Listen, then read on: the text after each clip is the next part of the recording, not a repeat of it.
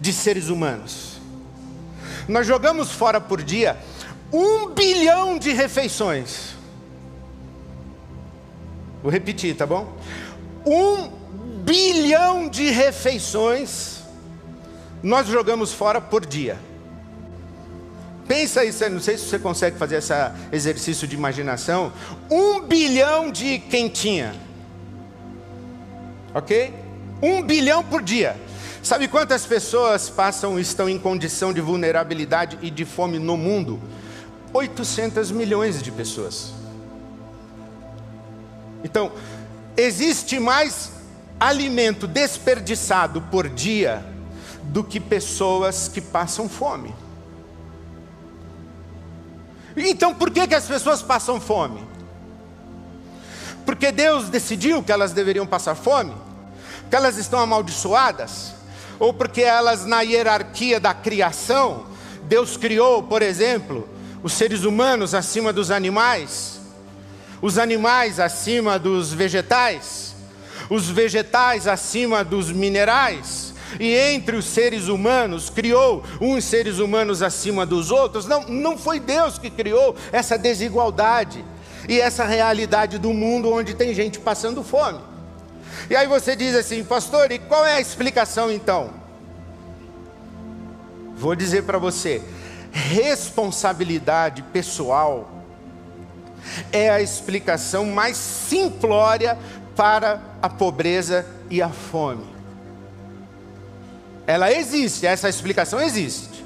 A Bíblia fala disso, então eu vou ler para uma meia dúzia aí, talvez, de gente encostada. Olha o que a Bíblia diz para gente braço curto, preguiçosa. Ok? E você, hein? Por quanto tempo vai ficar vadiando sem fazer nada? Quanto tempo ainda vai ficar na cama? Um cochilo aqui, uma soneca ali, uma folga aqui, um descanso acolá. Sempre encostado em algum lugar. Sabe o que você vai ter? Apenas isto: uma vida pobre e miserável, na qual as necessidades serão permanentes. Eu li Provérbios capítulo 6 na tradução da Bíblia, a Mensagem, que é atualizada. Um cochilo aqui, uma soneca ali, uma folga aqui, um descanso ali, sempre encostado em algum lugar, e o que você vai ter? Apenas isso, uma vida pobre e miserável. Ele repetiu.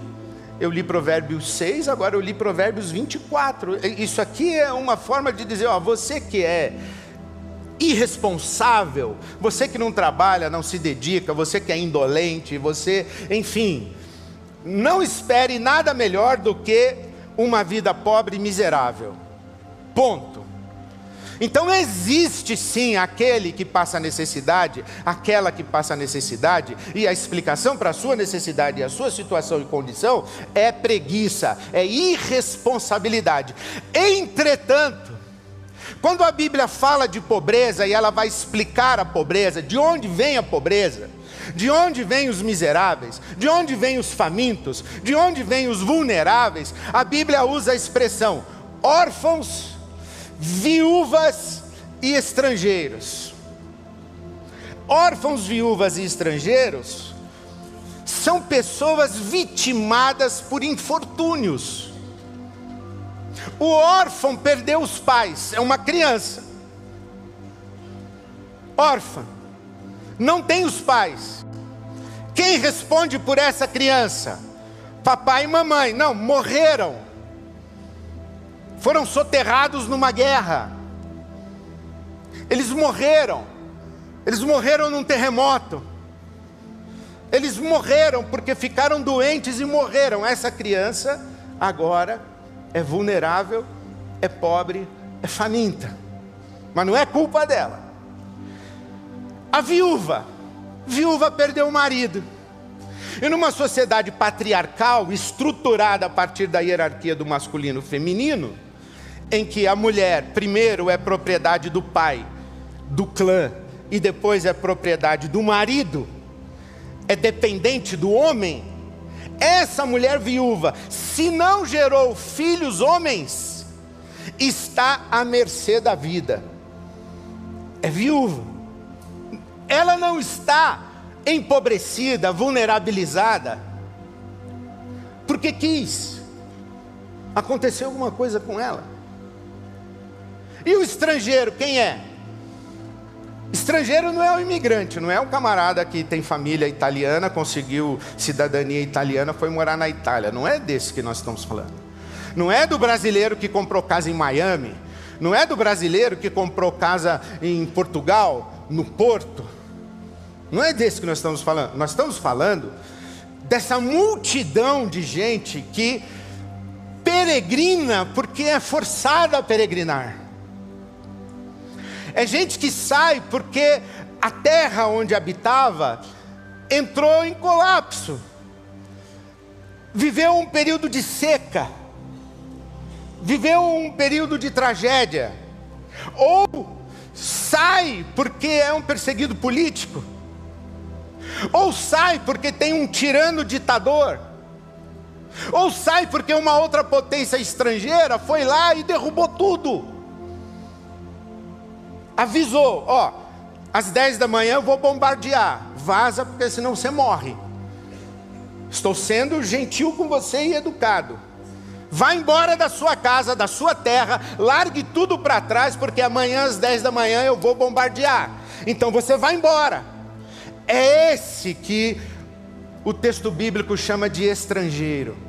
Hoje nós acolhemos pessoas no Brasil e nós as chamamos de refugiadas. O mundo todo tem um programa de acolhimento de refugiados. São esses. Eles não deixaram a sua casa, não deixaram a sua terra. Eles não fizeram isso porque eles quiseram. Eles foram forçados e obrigados, e é por isso que estão empobrecidos. Eles chegam num país, eles não conhecem o idioma, eles não têm documentação, eles não têm família, eles não têm nada. São esses.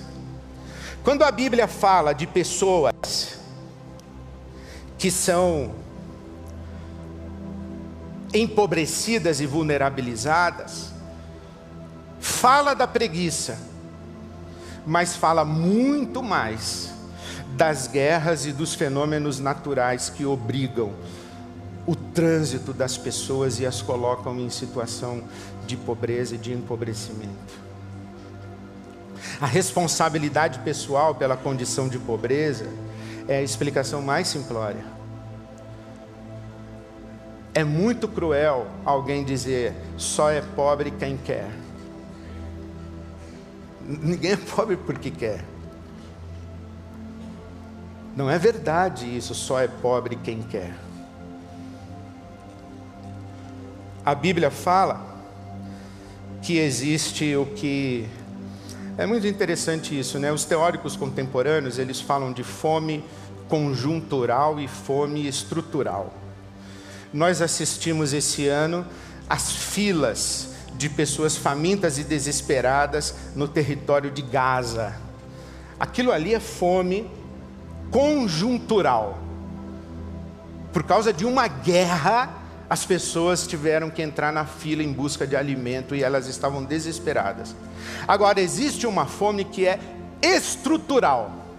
Não tem guerra, não tem seca, não tem maremoto, não tem terremoto, não tem tsunami, não tem vulcão, não tem nada. O que tem? Tem uma estrutura de sociedade, onde as pessoas estão ali vulnerabilizadas e famintas. E a Bíblia fala disso. Ai de vocês que fazem leis injustas, que elaboram projetos de lei para oprimir o povo, leis que tornam o povo miserável, que roubam a dignidade dos desamparados, que exploram as viúvas indefesas e que tiram vantagem das crianças sem lar. Ai de você que desvia verba de merenda escolar. Ai de você. Mas por que o Todo-Poderoso mantém segredo do dia do juízo? Eu li o profeta Isaías, agora leio Jó. O Senhor bem poderia abrir o jogo para os que o conhecem. Há pessoas que vivem de matar, roubar, mentir e trapacear. exploram o pobre, tiram proveito do humilde, empurram o desamparado para o fundo do poço, ameaçam a vida dos mais fracos. Os pobres, como animais de rua, reviram os lixos em busca de comida. Eles se alimentam dos restos dos ricos e sobrevivem de esmolas. Sem casa, passam as noites na rua a tremer de frio. Não podem contar com nenhum abrigo. Ficam à mercê da situação, chuva e vento forte. Amontoam-se e abrigam-se onde dá. Filhos que mamam são tirados de sua mãe. Filhos de pobres são roubados e vendidos. Vestem-se de remendos e farrapos, mesmo que trabalhem duro, passam fome. Olha que impressionante o que a Bíblia está dizendo para nós. Mesmo que trabalhem duro, passam fome. Não importa quanto trabalhem, o salário nunca é suficiente. Isso aqui é estrutural. Jó capítulo 24. Tudo está na Bíblia, né? É muita disfarçatez afirmar que os pobres são responsáveis pela sua pobreza. É cruel, inclusive. A nossa campanha de Natal é a nossa resposta. Eu sei que a minha fala poderia ser mais bonita, motivacional. Eu poderia estar falando de generosidade, solidariedade. Eu poderia estar falando sobre bondade, sobre o acolhimento. Eu poderia, inclusive, estar falando de um jeito que nós nos sentíssemos pessoas muito legais em fazer uma campanha dessa. Mas não é por aí, meus irmãos, minhas irmãs. Não passa por aí. Nós também somos parte do problema. Nós também somos parte do problema. E eu quero crer que eu sou parte do problema, e eu sei que eu sou parte do problema. E que eu digo para Deus: Senhor, tem misericórdia. Porque eu tenho família, tenho casa, tenho comida, tenho posição social, vivo numa cidade como São Paulo, sou um dos pastores de uma igreja na zona oeste da cidade de São Paulo. 1 quilômetro da minha casa tem uma universidade, que é a FAAP. E a 200 metros tem outra, que é a PUC. Eu moro entre duas universidades na zona oeste da cidade de São Paulo. Você quer coisa mais privilegiada do que isso? Eu tenho estilo de vida, padrão de vida. E aí eu sou incomodado pela minha esposa, que é assistente social e tem essa cara de quer fazer o bem para todo mundo. E ela fica me dizendo que eu tenho que fazer conta e que a cota é 120. 120, gente. Desculpa, né? Eu tenho que fazer conta. Eu tenho que tomar decisões. E sou chamado para essa campanha. E uma campanha como essa é a nossa resposta como comunidade. E numa campanha como essa, eu também estou dizendo algumas coisas. Eu estou dizendo que essa cultura da nossa sociedade de consumo é maldita e diabólica. Mas o grande problema é que eu sou um consumidor. Hoje à tarde eu vou participar de um lançamento de um livro numa livraria. Provavelmente vou consumir alguma coisa lá. Essa sociedade de consumo é maldita. Essa lógica de substituir e acumular, porque a sociedade de consumo vive disso. Ou eu troco o meu tênis ou compro mais um. Isso aqui já está meio sujinho, inclusive. Vou ter que comprar outro. Afinal, estou no púlpito da IBAB, eu não posso vir com tênis assim, mais ou menos. Então eu substituo, ou eu acumulo. Aí eu compro um outro tênis, aí eu uso um para durante a semana e um para ver Deus, domingo. Essa é a sociedade de consumo. É a lógica da competição e não da cooperação. É a lógica da justiça do mérito e não da justiça pela dignidade humana. A maldita meritocracia não é a justiça da equidade, é a justiça do mérito. Ah, desculpa, não faz sentido isso. É a lógica da ganância, da inveja, da cobiça. Você acredita que tem um pessoal que diz que a cobiça, a inveja e a ganância são legais porque isso faz a gente trabalhar? O que era na tradição cristã pecado capital, agora virou virtude empreendedora. Cobiça. Qual é a sua maior virtude? Ah, eu cobiço tudo. Levanto para trabalhar porque eu vou conquistar. Então uma campanha como essa é uma profecia contra a sociedade de consumo. E nós somos consumidores, amém, irmãos? Ninguém fala amém, né? Tá bom. A cultura de consumo, ela privilegia o ter em detrimento do ser. E eu ouvi a ministra Marina Silva dizendo que o ter tem limites, o ser não tem. Tem um limite de quanto a gente consegue consumir, mas não tem um limite para o que a gente consegue ser. Ser generoso, ser amoroso, ser perdoador, ser justo, ser amigo, ser responsável. Não tem limite assim. Não, você já está muito responsável, pode parar. Você vai falar isso para o seu filho algum dia? Não, não tem limite para as virtudes do ser. Do ter tem. Então, tudo para todo mundo é uma profecia contra a sociedade de consumo. Que horas são? Já passou do meio-dia. Deus ajude. Vou terminando, pessoal. Vou terminando. Estou um pouco empolgado hoje. A nossa campanha de Natal é uma das maneiras como nós criamos uma cultura de generosidade que extrapola a nossa realidade institucional.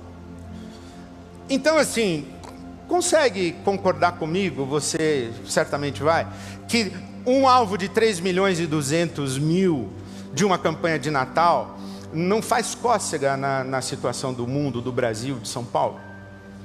Não é? 3 milhões?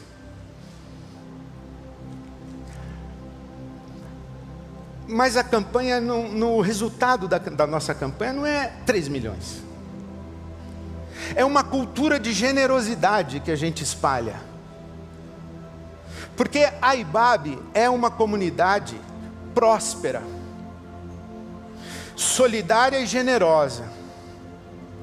Quanto nós arrecadamos por mês com as suas ofertas, contribuições? 1.200.000, 1.100.000, 1.300.000. Mas isso é o que passa pelos cofres da IBAB. Mas quanto circula de contribuições, de doações para outras organizações, para a família, para um amigo, no pequeno grupo? Há muita riqueza circulante. Nós não podemos mensurar a riqueza circulante de pessoas que, porque entenderam que o reino de Deus é um reino de solidariedade e generosidade, deixaram de viver única e exclusivamente para si mesmas e compreenderam que as suas riquezas são uma bênção divina a ser repartida. Nós não temos como mensurar o fruto de justiça que uma cultura de generosidade de uma comunidade cristã é capaz de ver ser produzido pelo Espírito Santo. A nossa campanha de Natal é uma das maneiras de nós repartirmos de maneira organizada, de uma maneira direcionada, as nossas riquezas, como comunidade. 3 milhões não mexe. mas afeta a vida de uma criança na aldeia Nissi, na África. Uma criança. Não altera o quadro do mundo, mas afeta a vida de muitas pessoas.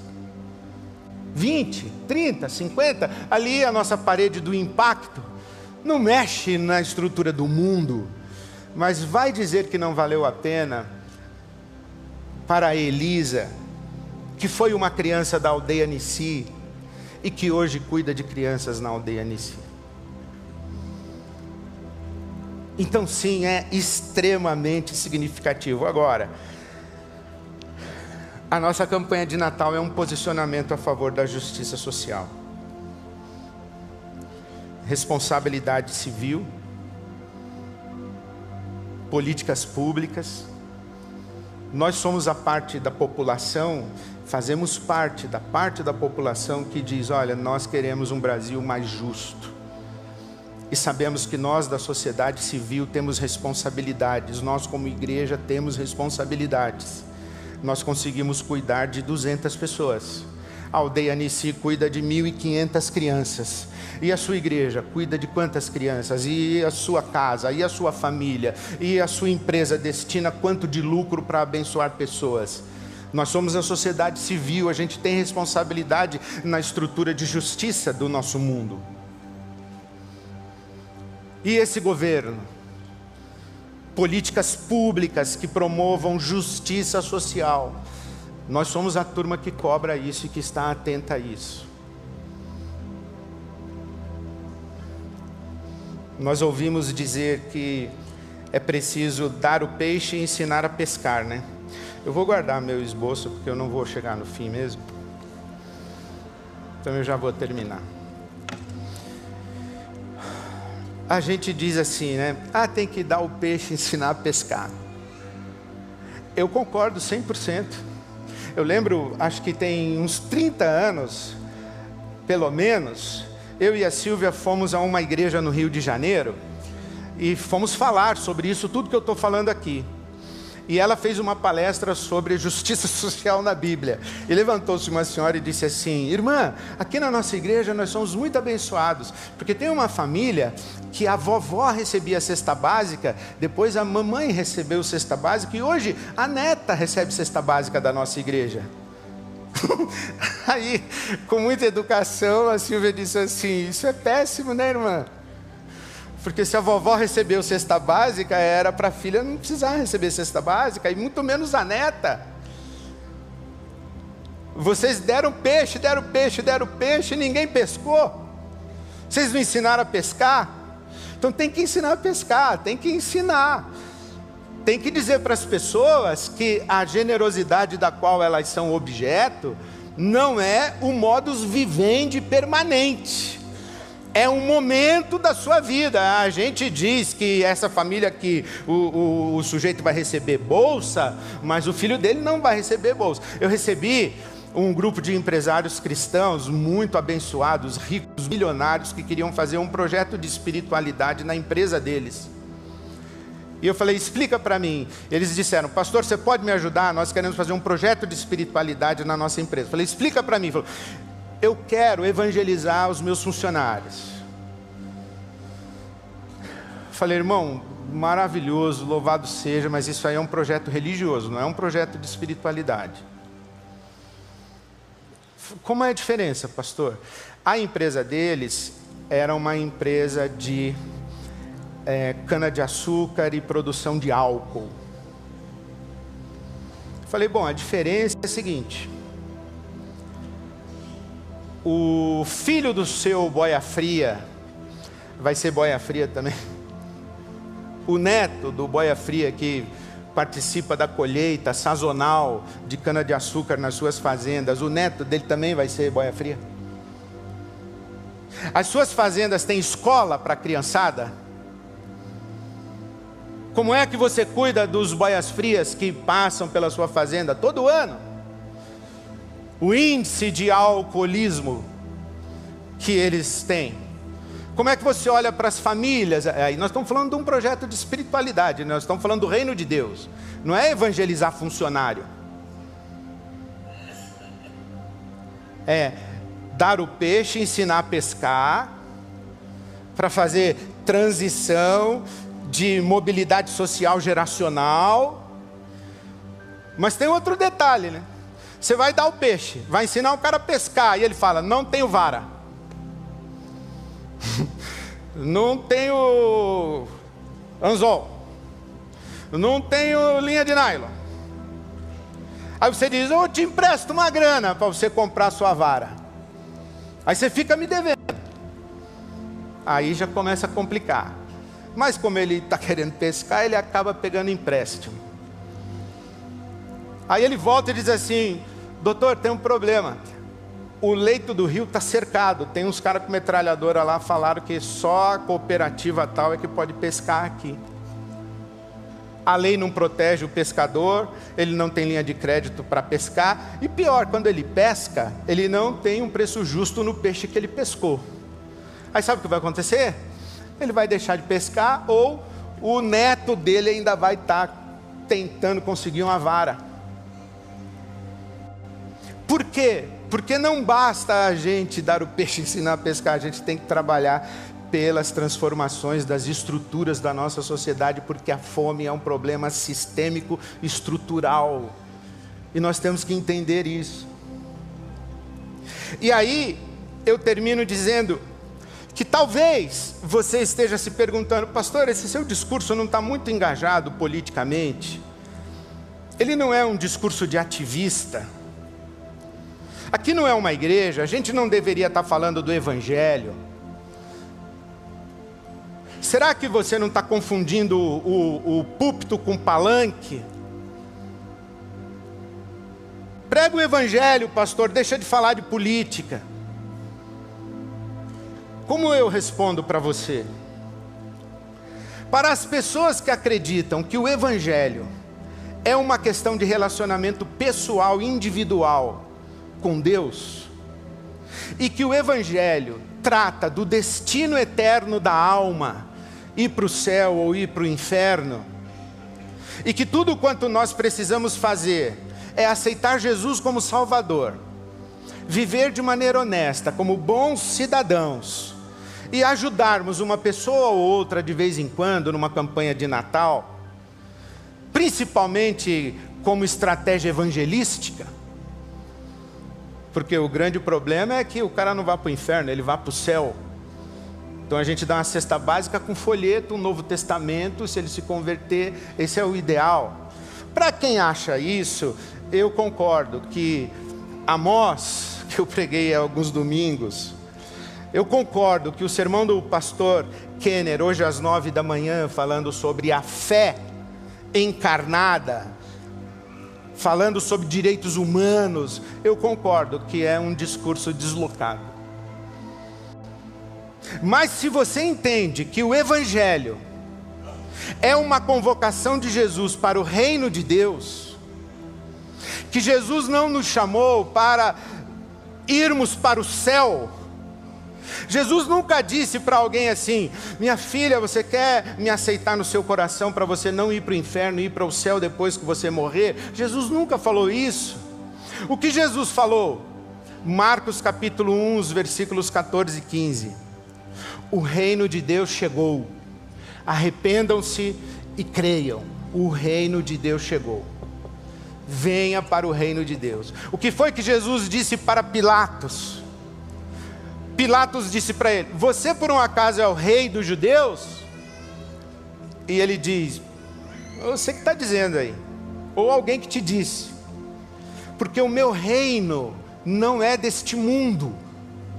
Eu acho bonito isso, que tem gente que acha que quando Jesus falou o meu reino não é deste mundo, é que Jesus está falando do reino do céu, o reino celestial. Mas não é isso que Jesus está falando. Jesus está falando o seguinte: pode ficar em paz, eu não quero conquistar Roma, eu não quero o poder de Roma, eu não quero substituir o César, não quero, o meu reino não é do tipo de Roma. O meu reino não é da violência, não é da hierarquia estratificada, o meu reino não é de privilégios, o meu reino não é de meritocracia, o meu reino não é de vingança, o meu reino não é de espada, o meu reino não é de poder, o meu reino é outro, o meu reino é o do virar a outra face, o meu reino é do perdoar 70 vezes 7, o meu reino é de acolher crianças, o meu reino é de tocar em leprosos, o meu reino é de convidar prostitutas para a mesa, o meu reino é transformar a vida das pessoas, é outra coisa, é um outro mundo, é uma outra ordem, é uma outra realidade. Eu não quero o poder de Roma, eu quero acabar com Roma, é isso que eu quero. É o reino de Deus que eu quero. Eu não quero governar. Eu não quero governar o Brasil. Eu quero uma outra coisa completamente diferente. Eu quero um mundo onde não existam 800 milhões de pessoas passando fome, enquanto vocês estão jogando 1 bilhão de refeições fora no lixo todo dia. É isso que eu quero. A nossa campanha é sobre isso. E aí eu peço com todo o meu coração que o Espírito Santo de Deus nos diga qual é a nossa parte nessa história toda. Não é numa campanha de Natal, não é em alcançar um alvo de 3 milhões, que louvado seja Deus a gente vai alcançar e vai ultrapassar, mas é o reino de Deus sendo sinalizado no nosso país. É esse reino que é de outro mundo. É um reino que as pessoas olham e falam, isso não existe. A gente diz, não existe mesmo. Do que você conhece, não existe. É só no reino de Deus. E as pessoas vão olhar e dizer assim, eu não entendo isso. A gente diz, porque Jesus falou que só quem nasceu de novo entende. O reino de Deus se vê por dentro. É isso que é o nosso sonho. Agora, qual é a sua parte? Qual é a minha parte? Gente, nós temos que pensar na nossa vida, a maneira como a gente vive, como a gente faz família, como a gente trabalha, como a gente usa tempo, a gente usa dinheiro, a gente constrói relações, enfim. Que Deus tenha misericórdia de nós, porque nós temos esse sonho absurdo de tudo para todo mundo. Que Deus use a sua vida, a minha, nos use como comunidade. Amém.